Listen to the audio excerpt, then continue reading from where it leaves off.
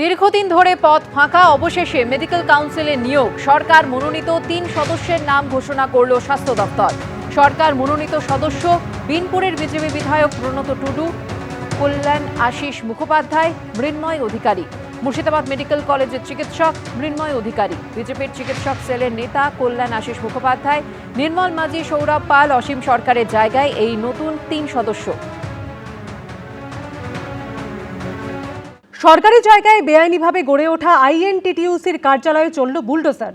Bulldozer দিয়ে ভেঙে গুড়িয়ে দেওয়া হলো হলদিয়ায় তৃণমূলের শ্রমিক সংগঠনের 3টি অফিস। হলদিয়া সিটি সেন্টারের কাছে HPL লিংক রোডে সরকারি জমি দখল করে তৃণমূলের শ্রমিক সংগঠনের অফিস তৈরির অভিযোগ ওঠে। 2021 সালে তৈরি হয়েছিল এই অফিসগুলি। গত 21শে জুলাই নোটিশ দেয় হলদিয়া উন্নয়ন পর্ষদ। নোটিশের মেয়াদ শেষ হতেই অফিসে চলল বুলডোজার। তৃণমূলের শ্রমিক সংগঠনের অফিস থেকে তোলাবাজি, শ্রমিক নিয়োগের নামে আর্থিক লেনদেনের অভিযোগ রয়েছে। ধর্মতলা কাণ্ডে আরও 2জনকে গ্রেপ্তার করল পুলিশ। এই নিয়ে ধৃতের সংখ্যা বেড়ে দাঁড়ালো 16। পাশাপাশি ধৃত 2জনকে আদালতে তোলার পর উঠে এলো খালি পায়ে পুনর্নির্মাণের প্রসঙ্গ। খালি পায়ে হাঁটানোর প্রসঙ্গ তুললেন অভিযুক্ত পক্ষের আইনজীবী। বিক্ষোভের নামে জুতো ছুঁড়ে ফেলেছিল, পাল্টা বললেন সরকারি আইনজীবী। নিট প্রশ্ন ফাঁস কাণ্ডে 8টি বামপন্থী সংগঠনের ডাকে মিছিল ঘিরে এভাবে রণক্ষেত্রের চেহারা নিয়েছিল ধর্মতলা চত্বর। তৈরি হয় চূড়ান্ত বিশৃঙ্খলা, ছোড়া হয় জলের বোতল ও জুতো। এই ঘটনায় আগেই 14 জনকে গ্রেফতার করেছিল পুলিশ। সোমবার সকালে গ্রেফতার করা হয় আরও 2জনকে। এই নিয়ে মোট গ্রেফতারির সংখ্যা বেড়ে দাঁড়ালো 16। এদিন আরও যে 2জনকে গ্রেফতার করা হয়েছে তারা হলেন করেয়ার ব্রাইট স্ট্রিটের বাসিন্দা বছর 35-এর ওয়াকার আজম এবং নাদিয়াল থানা এলাকার বাসিন্দা 32 বছরের জাভেদ আখতার। পুলিশ জানিয়েছে, অশান্তির দিনের ভিডিও ফুটেজ দেখেই এই 2জনকে গ্রেফতার করা হয়েছে। ধৃত 2জনের কেউই ছাত্র নন। ধর্মতলায় যে গণ্ডগোল হয়েছে, এই গণ্ডগোল অবাঞ্ছিত, এই গণ্ডগোল হওয়া উচিত হয়নি। এই ধরনের ঘটনায় কোনো একটি কমিউনিটিকে টার্গেট করে দেয়া, এটা হতে পারে না। এটা রাজধর্ম পালনের সিংহাসনে বসে কমিউনিটিকে আক্রমণ এইভাবে করা যায় না। স্পেসিফিক এফআইআর করে 16 জনকে গ্রেপ্তার করা হয়েছে এবং জামিন অযোগ্য ধারায় গ্রেপ্তার করে হেফাজতে নেওয়া হয়েছে। সকালবেলা পুলিশের সঙ্গে গটাপ করে 10টায় আসুন, 2টোর সময় বাড়ি চলে যান, ও কারবার আমরা করিনি। এদিন 2জনকে ব্যাংশাল কোর্টে তোলা হয়। তার শুনানিতে উঠে আসে পুনর্নির্মাণের সময় ধৃতদের খালি পায়ে হাঁটানোর প্রসঙ্গ। অভিযুক্তদের আইনজীবী বলেন, গতবার যাদের আদালতে আনা হয়েছিল আজ তাদের খালি পায়ে ঘোরানো হচ্ছে রাস্তায়। পাল্টা সরকারি আইনজীবী বলেন, ধৃতরা তাদের জুতো বিক্ষোভের নামে ছুঁড়ে মেরেছিল। এদিন 2জনকেই একদিনের পুলিশ হেফাজতে নির্দেশ দেন বিচারক। হলো যে আগামীকালকে যেহেতু মূল কেসটা রাখা আছে, বাকি বিষয়টাও যাতে আগামীকালকে হিয়ারিংয়ের জন্য ফিক্স আপ করা হয়, তাতে কোর্ট কনসিডার করেছে এবং আগামীকালকে ফিক্স আপ করেছে। পুনর্নির্মাণের নাম করে যে সমস্ত ভদ্রগড়ের সন্তানদেরকে অ্যারেস্ট করে রাখা হয়েছে ককরোচ পার্টি জমায়েত সংক্রান্ত বিষয়ে, তাদেরকে পুনর্নির্মাণের নাম করে খালি পায়ে হাফ প্যান্ট পরে বারমুডা পরে ঘোরানো হচ্ছে। মঙ্গলবার ফের তাদের আদালতে তোলা হবে। আবির দত্ত, পার্থপ্রতিম ঘোষ, রাজা চট্টোপাধ্যায়, ABP আনন্দ। ধৃত 5 অভিযুক্তের পায়ে জুতো নেই, কারো পরনে আবার হাফ প্যান্ট। সোমবার এভাবেই ধর্মতলা কাণ্ডে ধৃতদের মধ্যে 5 জনকে নিয়ে পুনর্নির্মাণ করল পুলিশ। 5 জনের মধ্যে 4 জনকে হাঁটানো হলো খালি পায়ে। ঘটনার দিন কার নির্দেশে কোন দিক থেকে এসেছিলেন, ঘটনার পর কোন দিকে গেছেন, তা জানতে চাইছেন তদন্তকারীরা। প্রতিবাদ আন্দোলনের নামে একাংশের গুন্ডামিতে শুক্রবার রণক্ষেত্র হয়ে ওঠে ধর্মতলা চত্বর। সেই ঘটনায় ধৃত 5 জনকে নিয়ে সেখানে ঘটনার পুনর্নির্মাণ করল পুলিশ। গ্রেপ্তার যে 16 জন, তার মধ্যে 14 জনকে নিজেদের কাস্টাডিতে পেয়েছে পুলিশ গতকালকেই। তার মধ্যে থেকে 5 জনকে এই মুহূর্তে ধর্মতলায় নিয়ে এসছে পুলিশ। খালি পায়ে ধর্মতলা যে রাস্তা, সেই রাস্তায় তাদেরকে হাঁটানো হচ্ছে। সোমবার বেলা 12:15 নাগাদ এদিন 5 জন ধৃতকে নিয়ে ধর্মতলা চত্বরে পৌঁছয় পুলিশ। যাদের বিরুদ্ধে শুক্রবার পুলিশকে লক্ষ্য করে জুতো ছোড়ার অভিযোগ উঠেছিল, তাদেরই এদিন খালি পায়ে হাঁটায় হেয়ার স্ট্রিট থানার পুলিশ। সোমবার পুলিশের প্রেজেন্ট ভ্যান থেকে সবার প্রথমে নামানো হয় ধৃত খালিদ রেজাকে। আমাদের এক্সপ্লেনেড মোড়ে দিয়ে হয়েছে।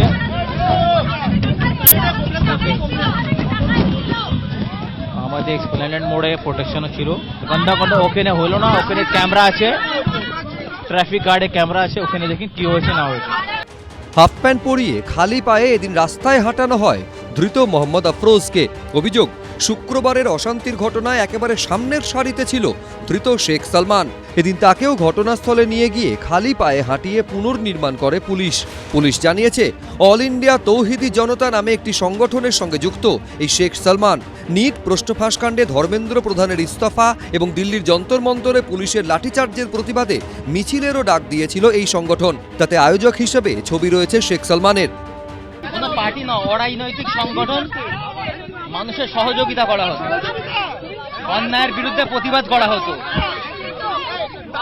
দুর্নীতির বিরুদ্ধে আন্দোলন করা হতো। সেটা পুলিশ প্রশাসন আছে, কোর্ট বিচার করবে। এরপর ধৃত মোহাম্মদ মঈনুদ্দিনকে নিয়ে ঘটনার পুনর্নির্মাণ করে পুলিশ। তাকেও ঘটনাস্থলে খালি পায়ে হাঁটানো হয়। আমি कॉल स्टेट ছিলাম, আমার তো पैर से चलने ही नहीं सकता, मेरा 3 प्लेट लगा हुआ, हम चल कहाँ सकता है, मेरा 3 प्लेट लगा हुआ है, पैर में 3 प्लेट लगा हुआ है। না না এখানতে আমার ছবি নেই, এখানতে ছবি না। এদিন প্রায় 1 ঘন্টারও বেশি সময় ধরে পুনর্নির্মাণ চলে। পার্থপ্রতিম ঘোষ, এবিপি আনন্দ, কলকাতা। নিট প্রশ্নফাঁস কাণ্ডে ধর্মতলায় অশান্তির ঘটনায় এবার সামনে এলো ধৃতদের রাজনৈতিক যোগ। কারো মুখে উঠে এলো রাহুল গান্ধীর নাম, কেউ বললেন কংগ্রেস করি। ধৃত অপর এক অভিযুক্তের বাবার দাবি তারা সিপিএম সমর্থক। অন্যদিকে ধৃত আরও এক অভিযুক্তের সঙ্গে ইতিমধ্যে মেটিয়াবুরুজের তৃণমূল বিধায়কের ছবি সামনে এসেছে। আর এই নিয়ে শুরু হয়েছে রাজনৈতিক চাপানোতর।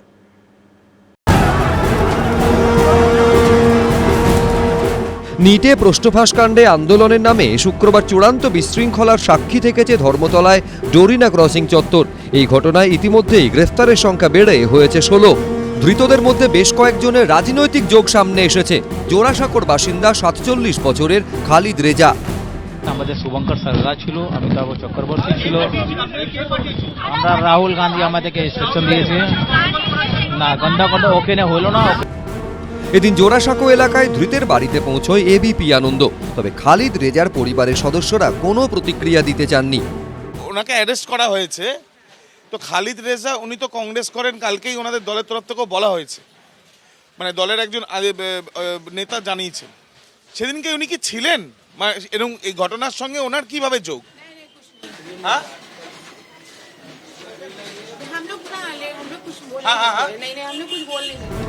ধৃতদের মধ্যে আরেকজন জোড়াসাঁকোর বাসিন্দা মোহাম্মদ আলমগীর ওরফে রাজু।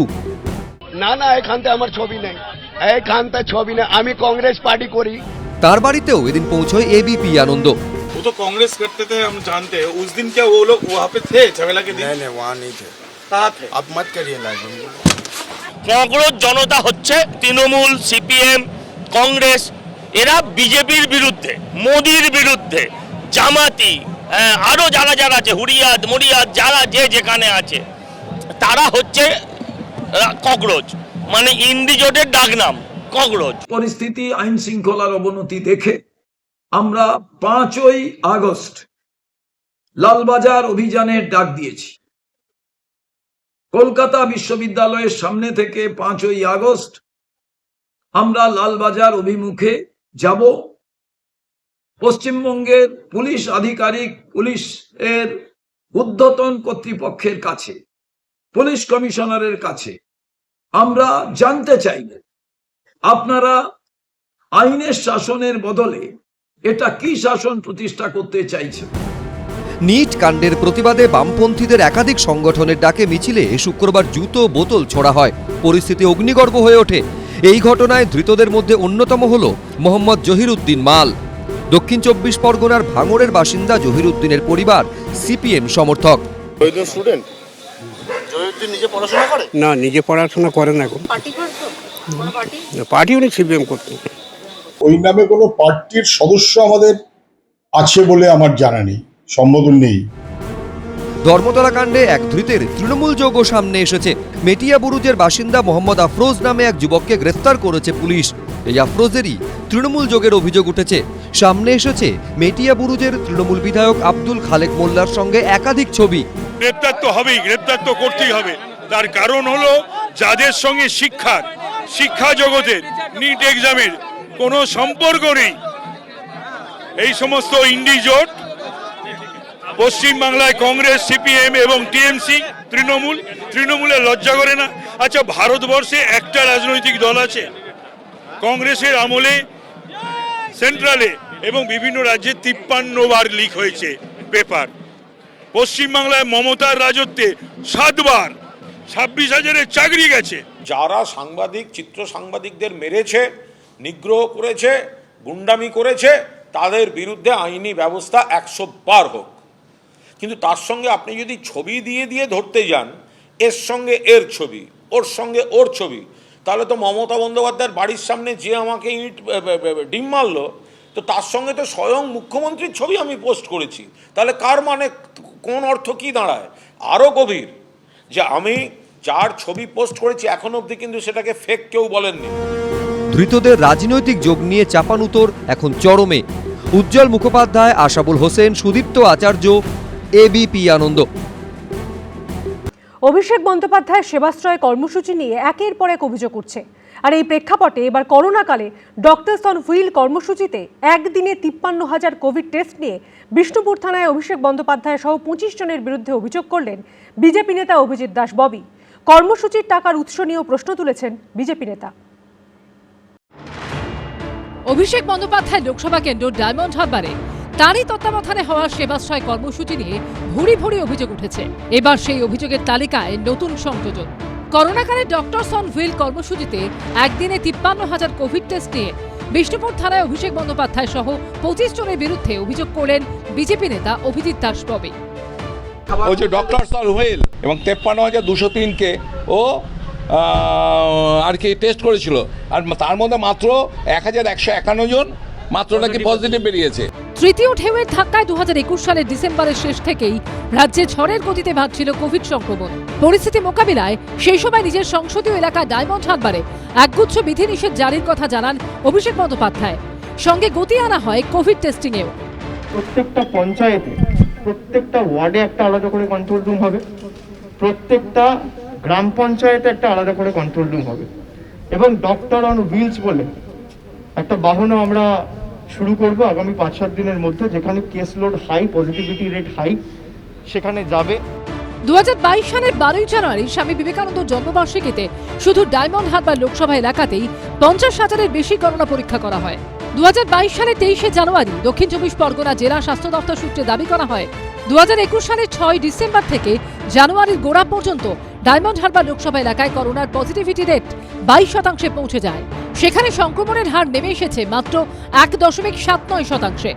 নিজের নির্বাচনী কেন্দ্রে সংক্রমণের হার নিম্নমুখী দাবি করে সে সময় ফেসবুক পোস্টে তৃণমূলের সর্বভারতীয় সাধারণ সম্পাদক লিখেছিলেন, আবার পজিটিভিটি রেট 3%-এর নিচে, ধারাবাহিক প্রচেষ্টার দুর্দান্ত ফল।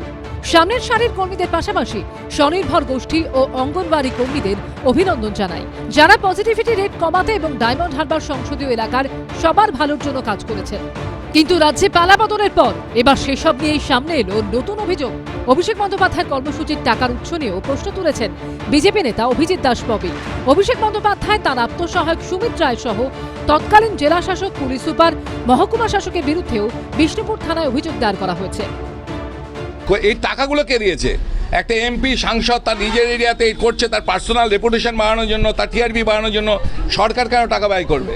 25 জনের মধ্যে অভিষেক ব্যানার্জি তো আছেই, সুমিত রায়, অভিষেকের তো সুমিত এবং দুজনের দুটো হ্যাটস রয়েছে, যেমন দিলীপ মণ্ডল, আপনার জাহাঙ্গীর, শামীম, গৌতম অধিকারী, মেহবুব গায়েন, নবকুমার, আব্দুল খালেক মোল্লা, জেএমএলএ মেটিয়াবুরুজের।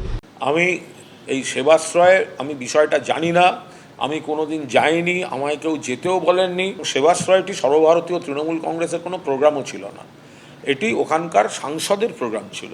বিধানসভার সদস্য উনি নন, ফলে বারবার তার অনুপস্থিতির সুযোগ নিয়ে বিধানসভার মধ্যে তাকে অ্যাটাক না করে বিজেপির সাংসদরা তো লোকসভায় তুলুন না, তাহলে তো ডায়মন্ড হারবারের এমপি উত্তর দেওয়ার সুযোগ পান। সব মিলিয়ে অভিষেক বন্দ্যোপাধ্যায়ের বিরুদ্ধে ক্রমশ অভিযোগের পাহাড় চলছে। গৌতম মণ্ডল ও আশাবুল হোসেনের রিপোর্ট, এবিপি আনন্দ। বিদেশে চিকিৎসার জন্য কলকাতা হাইকোর্টে জমা দেওয়া মেডিকেল সার্টিফিকেটে গরমিল। অভিষেক বন্দ্যোপাধ্যায়ের বিরুদ্ধে নতুন অভিযোগ করলেন বাগুইয়াটির বাসিন্দা রাজীব সরকার। রাজ্য সরকারের মেডিকেল কাউন্সিলে ঠুকলেন নালিশ। থানায় অভিযোগ দায়ের হয়েছিল আগেই, এবার অভিষেক বন্দ্যোপাধ্যায়ের বিরুদ্ধে অভিযোগ দায়ের হলো রাজ্য মেডিকেল কাউন্সিলে। অভিযোগ করলেন বাগুইয়াটির বাসিন্দা রাজীব সরকার। তার দাবি, বিদেশ যাত্রার জন্য অভিষেক বন্দ্যোপাধ্যায় কলকাতা হাইকোর্টে যে নথি জমা দিয়েছেন তার মধ্যে মেডিকেল সার্টিফিকেটে রয়েছে বড়সড় গরমিল। অভিষেক ব্যানার্জি বিদেশ যাওয়ার জন্য কিছু প্রায় 300 পাতার মতো ডকুমেন্ট জমা করেন ওনার চোখের চিকিৎসার ব্যাপারে। জুন 2026 এই দিনকে উনি একটি মেডিকেল সার্টিফিকেট জমা দিয়েছেন, যেখানে ডক্টর নবীন জয়কুমার বলে কোনো একজন ডাক্তার আছেন, উনি এই সার্টিফিকেটটা দিয়েছেন, যেটার বেসিসেই উনি বিদেশ যাবেন বলে এবং হাইকোর্টে জমা দিয়েছেন। অভিযোগকারী রাজীব সরকারের দাবি, নবীন জয়াকুমার নামে এক চিকিৎসকের লেখা মেডিকেল সার্টিফিকেট আদালতে জমা দিয়েছেন অভিষেক বন্দ্যোপাধ্যায়। তাতে না আছে সেই চিকিৎসকের রেজিস্ট্রেশন নাম্বার, নেই কোনো ঠিকানাও।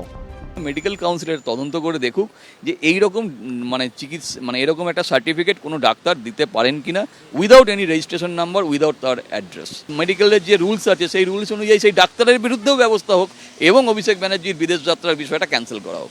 বিদেশে গিয়ে অভিষেক বন্দ্যোপাধ্যায়ের চোখের চিকিৎসা করানোর আবেদন আপাতত বাতিল করেছে কলকাতা হাইকোর্ট। গত সপ্তাহেই কলকাতা হাইকোর্টে ধাক্কা খান অভিষেক বন্দ্যোপাধ্যায়।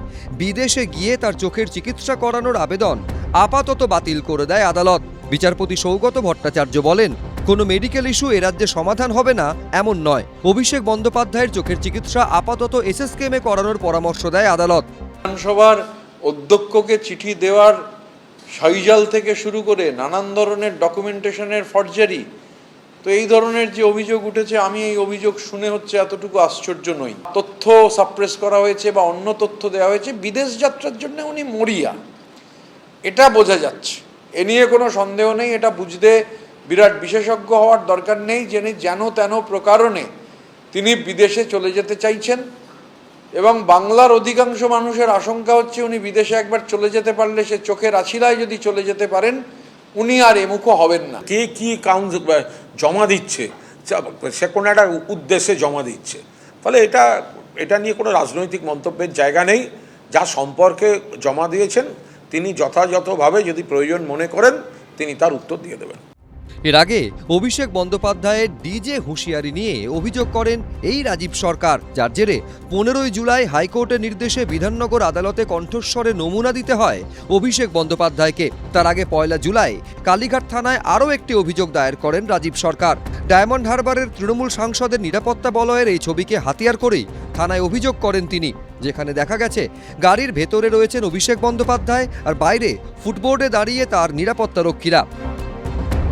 গত 24 জুলাই আমতলার অফিসে বুলডোজার কাণ্ডে অভিষেক বন্দ্যোপাধ্যায়ের করা অভিযোগের প্রেক্ষিতে ডায়মন্ড হারবারের সাংসদের বিরুদ্ধে উস্কানিমূলক মন্তব্যের অভিযোগে দায়ের করা হয় নতুন মামলা।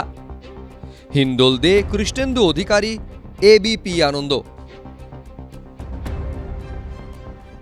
এবিপি আনন্দ, এগিয়ে থাকে, এগিয়ে রাখে।